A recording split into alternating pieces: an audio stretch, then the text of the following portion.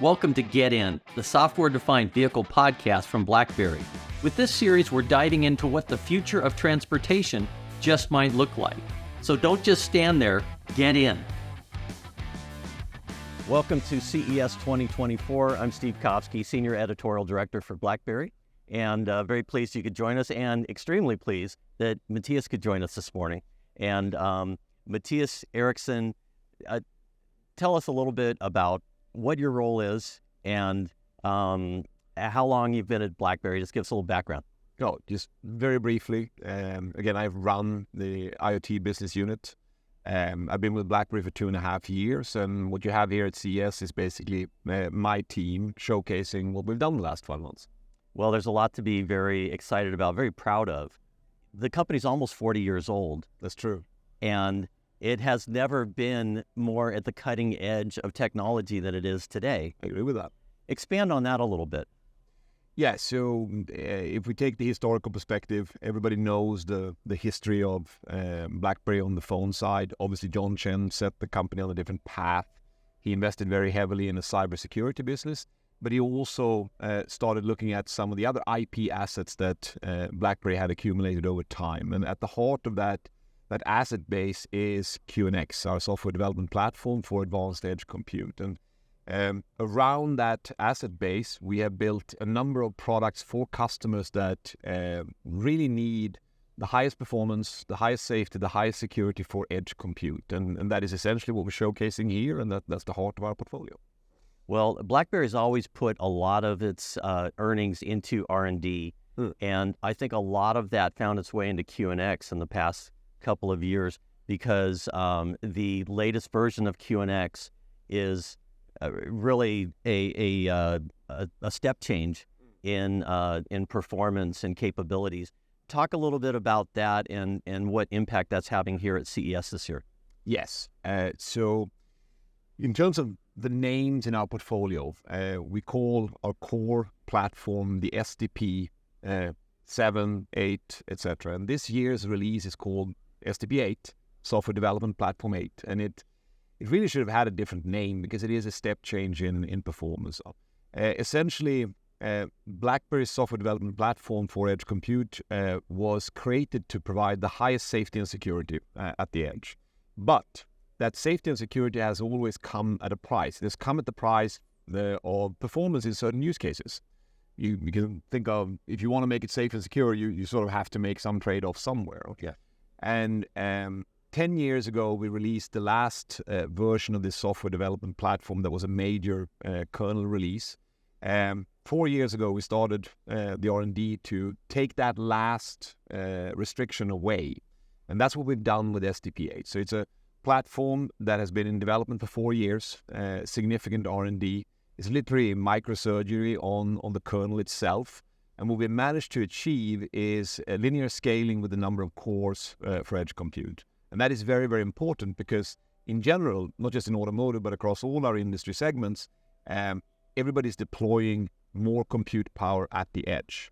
And you want to make sure that, you have the capability in the software to take advantage of that compute power, but obviously you cannot compromise safety and security. So it's a major release, 4 years in development, lots of IP associated with it. We have talked about it before. We talked about it last year. We had sort of a sneak peek and early access and so forth. We promised we were going to get it delivered this year, and the team delivered. We GA'd that in December, and we're here showcasing. Automotive is definitely a huge focus for QNX, but the QNX operating system has application far beyond that. Let's talk a little bit about some of those other applications and what you see happening. Yes, so let's just take a step back and recap sort of the overall situation. So several years ago, we decided very deliberately to focus on automotive. Why did we decide to focus on automotive? Well, we saw that in terms of IoT more broadly, in terms of edge compute, there was simply no other compute platform at the edge that, again, had more compute, more memory, more connectivity, more sensors, more complexity, and so forth. So the basic idea was, if you can serve the most complex use cases, the most difficult edge IoT edge point, that will spill over to other industries. Yeah. So we have because of that, focus on automotive. But many of the things we do are very much applicable to many other industries. And to your point, we have customers across a broad range of other industries in what is generally called sort of the GEM industries, the general embedded industries. So, to give you some examples, where do we see other industries being at the cutting edge? So, obvious ones, robotics. So, autonomy and robotics in general, we are working with all the leading players in that space. It's not the same volume, it's not the same scale yet, but it's moving up. Medical, there are many edge compute use cases and devices that have the same requirements on the highest safety, the highest security, and performance is scaling. You think of surgical robots, for example. You want to make sure they perform. Yeah. Anything that looks like a car, so commercial vehicles, whether it's trucks or buses or mining, construction equipment, anything that has similar characteristics is also on this path. And then the largest of them all is probably industrial automation. So, in general, I would say industrial automation, because of how supply chains reconfigured over the last 25 years, was not necessarily the focus across all manufacturing, but that has changed very, very rapidly over the last 5 years for geopolitical reasons, and it's back front, left, and center from my perspective. And the robots in industrial manufacturing, so they're getting much more sophisticated. They have many more capabilities, and that's where we come in. When you have the highest requirements for again, safety, security, reliability, and performance, that's when QNX plays. So long term, I would argue that the other industries are probably a bigger opportunity for us than automotive, but automotive is clearly the lead at this point. Okay. Let's talk about Ivy for a minute. Okay. Because you have increased what you can do at the edge enormously. Yeah. And maybe that's even pushed out the need to do connectivity, because some of the proof of concepts that I've seen here, they're doing amazing things, and it turns out they can do it all at the edge with the horsepower of the car. I think maybe cars even aren't going to be rated by horsepower in the future. Maybe my car has 64 cores. How many cores is your? But yet that cloud connectivity is very important, and some of the capabilities of Ivy, now that it's in general availability, I see it really getting traction here at the show. What do you see? Yes. So first of all, let's be clear.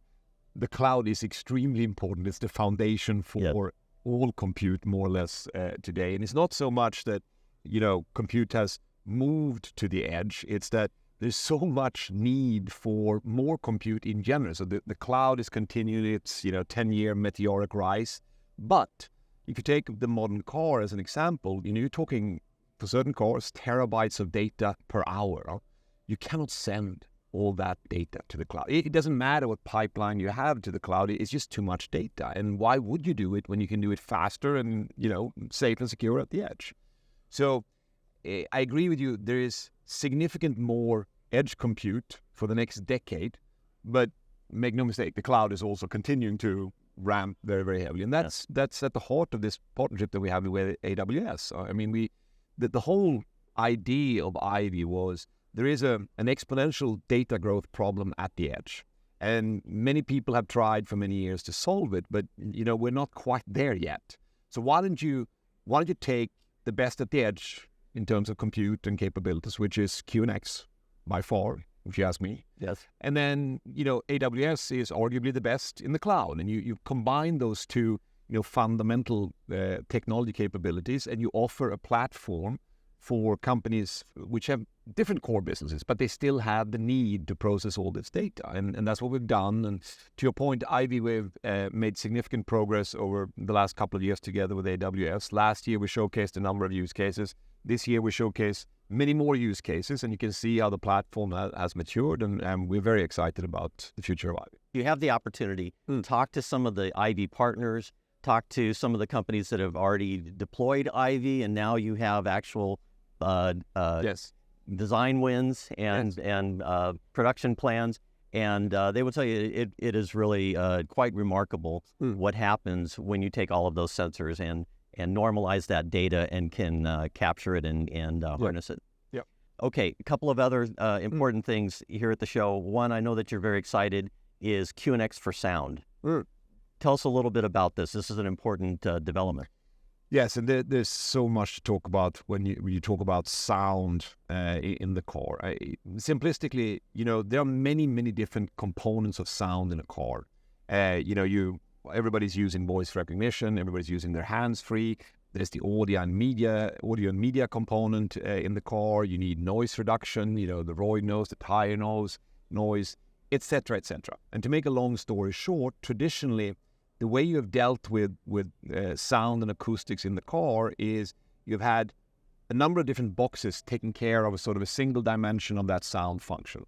Because of the evolution of the architecture and because of the consolidation of many functions into high-performance compute for example, digital cockpit, there is a massive opportunity to consolidate sound functionality, make it easier to deploy, easier to advance, cheaper, faster, better using software. And we have, for historical reasons, been very strong in sound. You remember our heritage on the QNX side came from an integrated stack, so we have a lot of media and audio capability. And our engineering team invested many years ago in building on that capability. We have quite a lot of IP associated with sound. And at this show, we have taken all those capabilities and we've packaged them together into a portfolio that we call QNX Sound. And essentially think of it as consolidated acoustics management in the car using a software platform. And it has tremendous benefits. As I said, faster time to market, better services, less complexity, less cost, etc., etc. And if you haven't had a chance of diving into that with the team and go through the demo, I would highly encourage it. We're very excited, and we have our first design win for QNX Sound. Still hush hush. We can't talk about. No, we cannot. But that's coming. So that's a great thing to learn. You talk about cost of the vehicle, and I think perhaps that's a very important consideration at this time when there's a lot of pressure from Chinese makers and other regions that have shown that can produce EVs at a very different price point, of course, than what they're available now for in North America and in Europe. What does QNX, what does BlackBerry allow in terms of empowering automakers to reduce their costs and meet consumer demand? Yeah, so what is the mantra? The mantra is faster, better, cheaper.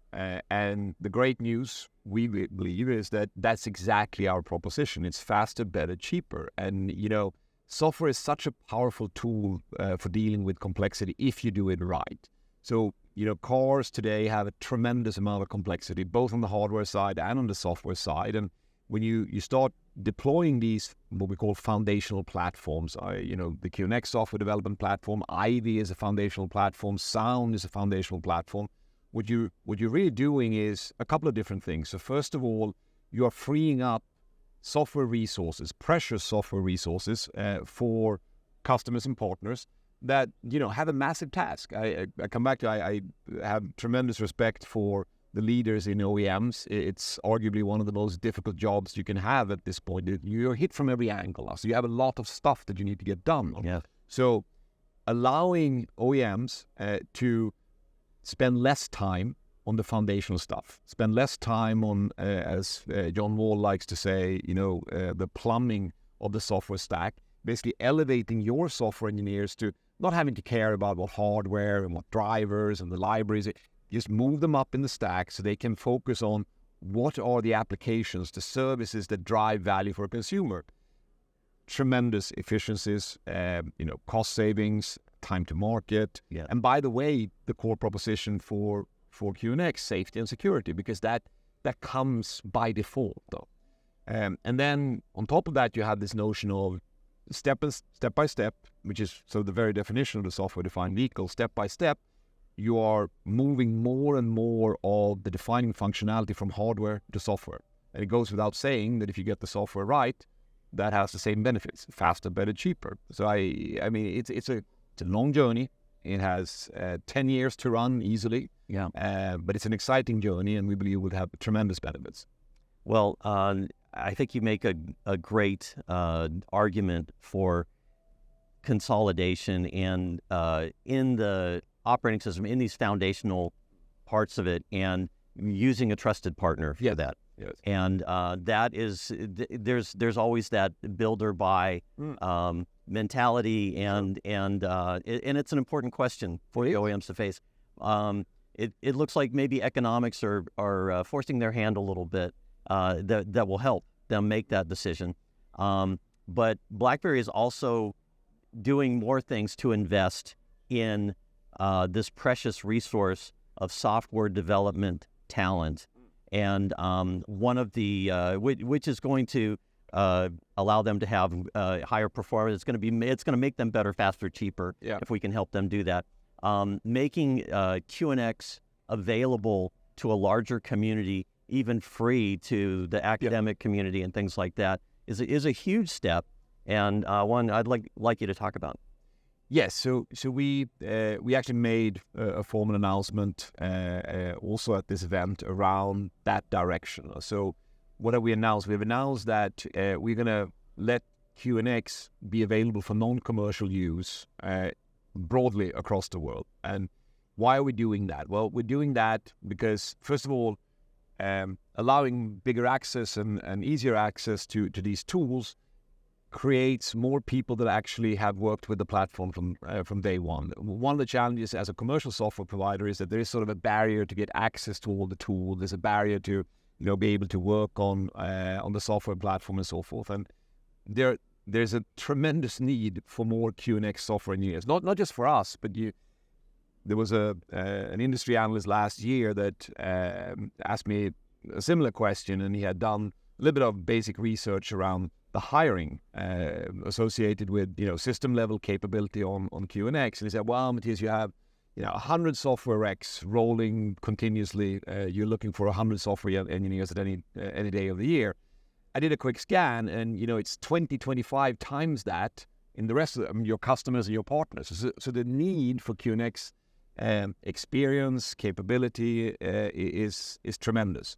And one way of easing that pressure is to make it much more easier, even for students, academic purposes, non-commercial use, fast prototyping and so forth, through allowing people not to have to pay and sort of get started. And it's going to be a big thing. We have just started. It's going to take a little bit of time to make it efficient, but it's a major initiative from our side, and it's going to roll out over the next couple of years here. Okay. Well, I can think it's very admirable, and of course, I mean, it's self-serving as well. It is, but yeah, sure. But it's going to tremendously help the automakers and the whole community, and about kind of raising up that whole community. Yep. The work that BlackBerry is doing with Motor Trend, in selecting individuals and organizations that are really moving the needle and moving the software-defined vehicle forward. That seems to be having some traction. And what are your feelings about it? It has resonated actually beyond our expectations, and I think we talked about it last year, and we've had a couple of other iterations on this specific topics. But just to recap, what are we trying to do? So, we are a foundational software player. We work with everybody, and because we work with everybody, we hear what the key problems are. And going back to this notion of a decades-long transformation in, for example, the automotive industry, everybody has the same problem. Yeah. What is the problem? That value creation and value capture is going to continue to come to much larger extent from software. So you need to become good at software, and it's a very difficult task. I mean, software is different from mechanical engineering, from electrical engineering, from operations and manufacturing, and that's where our industry came from to a large extent.